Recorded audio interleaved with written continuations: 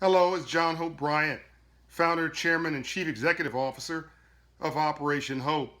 Operation Hope is the nation's largest nonprofit financial services network for the poor, the underserved, the working class, the struggling class, the teetering class, those with too much month at the end of their money.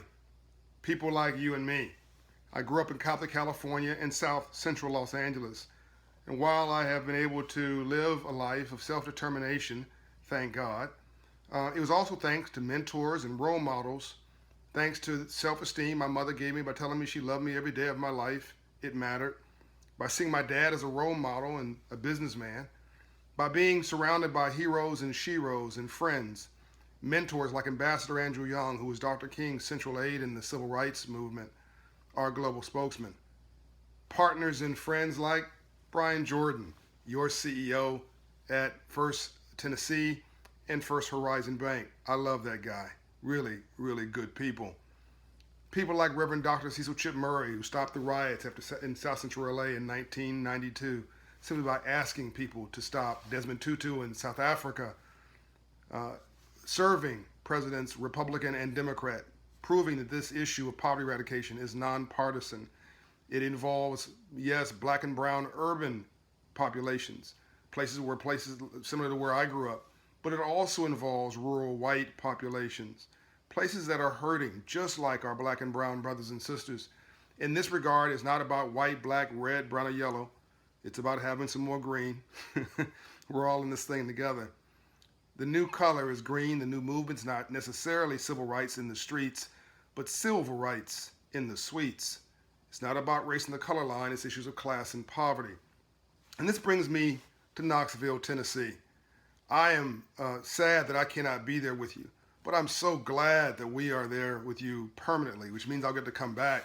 Thanks to First Horizon and First Tennessee, we're opening a new Hope Inside location, part of our growth with the First Tennessee across their entire platform, opening a number of locations to serve people in a different way, to give them a hand up and not a handout, to give them empathy in place of sympathy, to get the bank into the yes business, even though they desire to be in the yes business. Regulations, laws, and risk management and a range of other things often force them to be in the no business. They mean to say yes, but they just can't. If your credit score is 500, they just can't.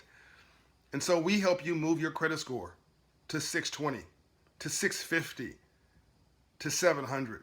Nothing changes your life more than God or love than moving your credit score 120 points. It's funny, but it's true. And that's what my crew does. In 24 months, it will help you move your credit score 120 points. It will change your life. It will transform communities. And we will see places in and around Knoxville, a population of just under 200,000 people, home to the University of Tennessee's flagship university location, the Tennessee Valley Authority, I believe it's called. The first capital of Tennessee was in Knoxville, a city born in the 1700s that shares a history with me and my passion for uplift in the 1800s. 1855 is when this city came alive in many ways with the beginnings of an industrial revolution. But it was also conflicted because of the Civil War, and it was occupied by Union and Confederate soldiers. So before this economic boom happened in 1855, there was conflict and there was problems. Well, in 1865, 10 years later, Abraham Lincoln sat down at his desk and signed a piece of legislation called the Freedmen's Bank, or the Freedmen's Bureau, creating the Freedmen's Bank, a bank chartered to teach freed slaves about money. And Lincoln was killed the next month. Most people don't even know the bank exists, don't know it was ever around. 73,000 former slaves took up deposits for self-determination. That bank, unfortunately, when Lincoln was killed, fell because of cover and leadership. It was neglected by its future president and its future leadership. Frederick Douglass even tried to save the bank. And when it failed, he said the failure of this bank did more to set free slaves back than 10 more years of slavery. Today, I'm trying to relive and uplift and continue the movement of Abraham Lincoln and Dr. King with his Poor People's Campaign of 1968 to revitalize a mission of hope inside. And I'm coming back now to my mission of your neighborhoods. Here's what you see. In 500 credit score neighborhoods, you see a check casher next to a payday loan lender, next to a rent-to-own store, next to a title lender, next to a liquor store. And I don't know about you, but I'm sick and tired of being sick and tired. So we're living in a moment in history, ladies and gentlemen, right now. It may not feel like it, but that doesn't mean it's not happening.